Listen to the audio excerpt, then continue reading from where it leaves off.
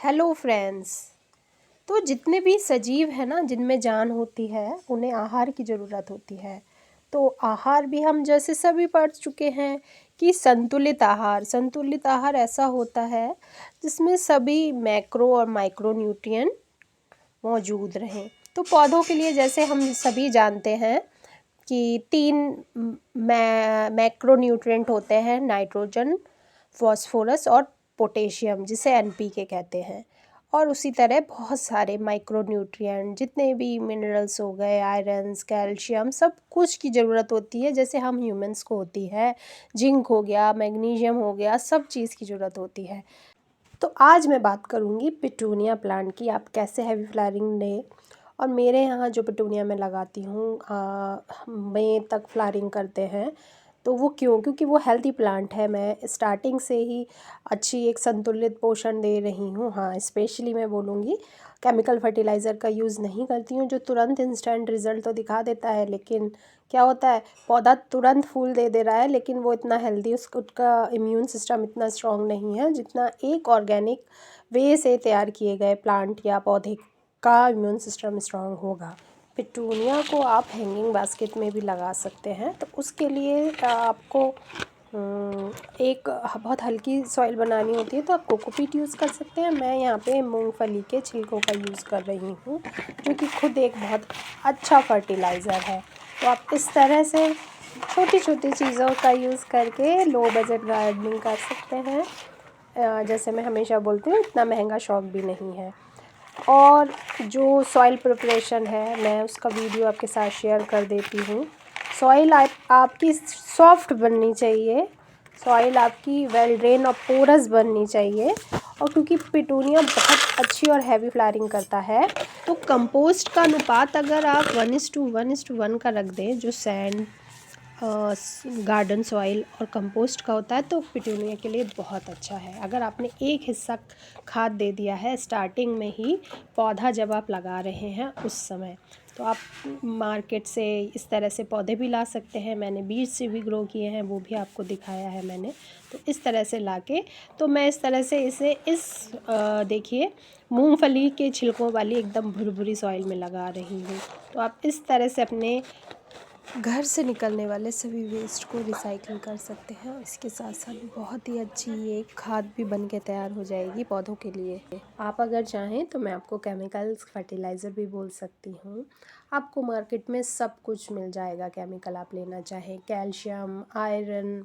Even अगर आप चाहते हैं कि आप छोटे सैपलिंग्स लगा रहे हैं, आपके प्लांट्स में फूल नहीं आ रहे हैं, तो आजकल तो ग्रोथ हार्मोन्स भी मिल जाते हैं। जिब्रेलिक एसिड ईज़िली आपको कहीं पे भी ऑनलाइन नर्सरी पे मिल जाएगा। आप डालिए, देखिए, जो कहते हैं ना, जल्दी मतलब ये खाद डालिए जल्दी से पौधा बड़ा होगा, ये वगैरह इस तरह का। तो ये आजकल साइंस की वजह से पॉसिबल है, लेकिन उसका हमारी मदर नेचर पे बहुत बुरा इम्पैक्ट पड़ रहा है। हमारी सॉइल जो है, धरती माता जो उपजाऊ क्षमता जो है, वो अब नष्ट हो रही है।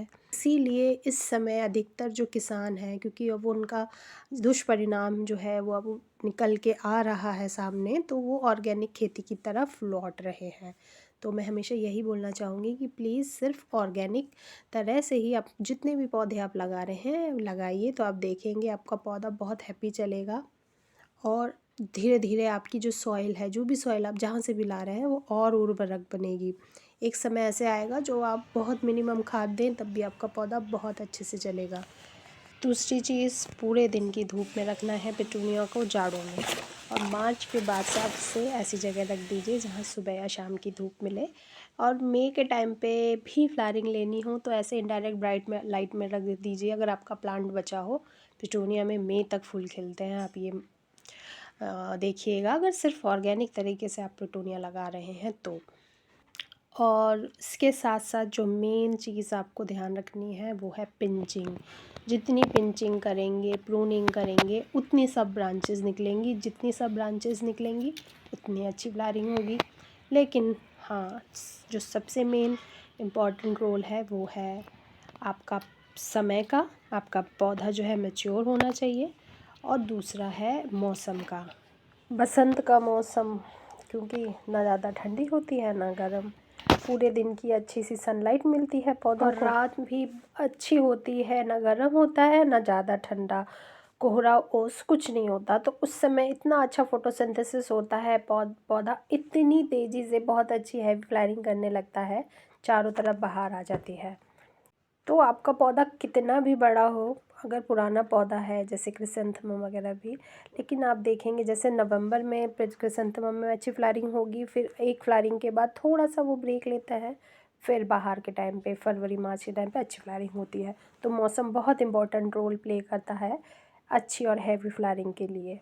अब कई बार होता है हमने खाद भी दे दी, हम अच्छे से पानी भी दे रहे हैं, और हाँ, ओवर वाटरिंग बिल्कुल नहीं करना है, पानी तभी देना है जब टॉप सॉइल ड्राई नज़र आए।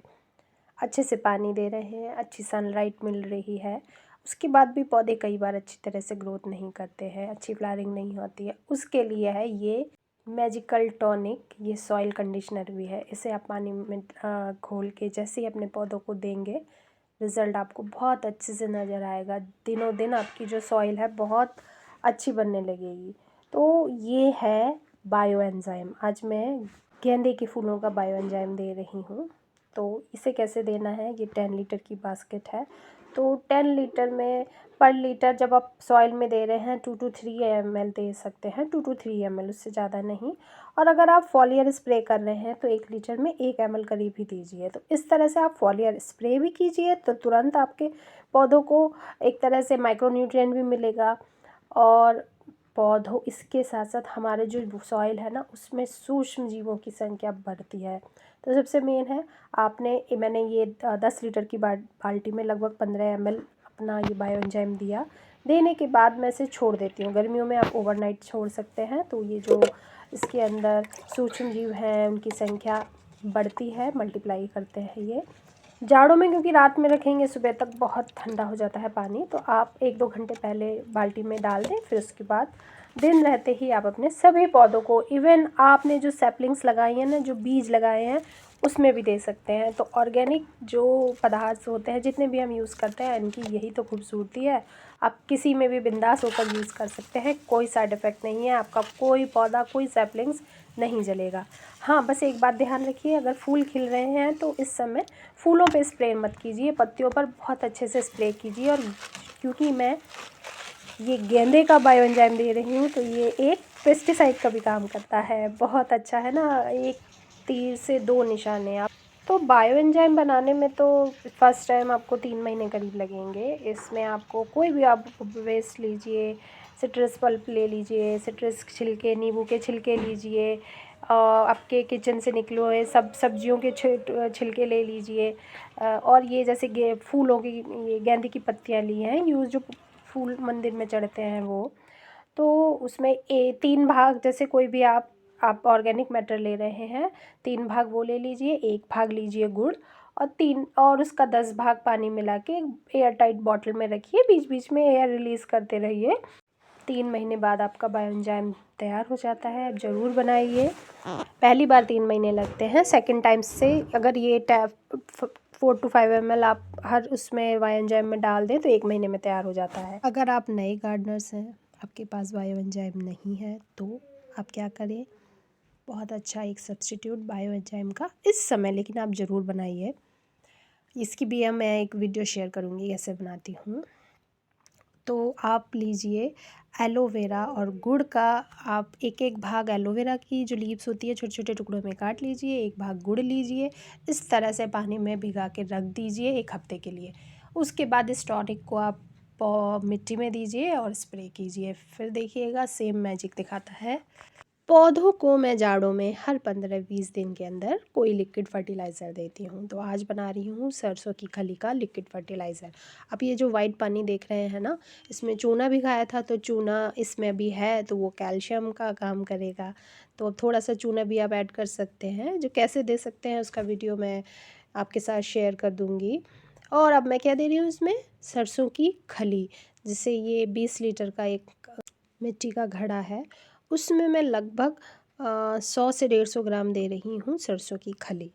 और उसके साथ मैं देती हूँ नीम खली देने से क्या होता है, वो एंटी फंगल एंटी बैक्टीरियल काम का काम भी होता है।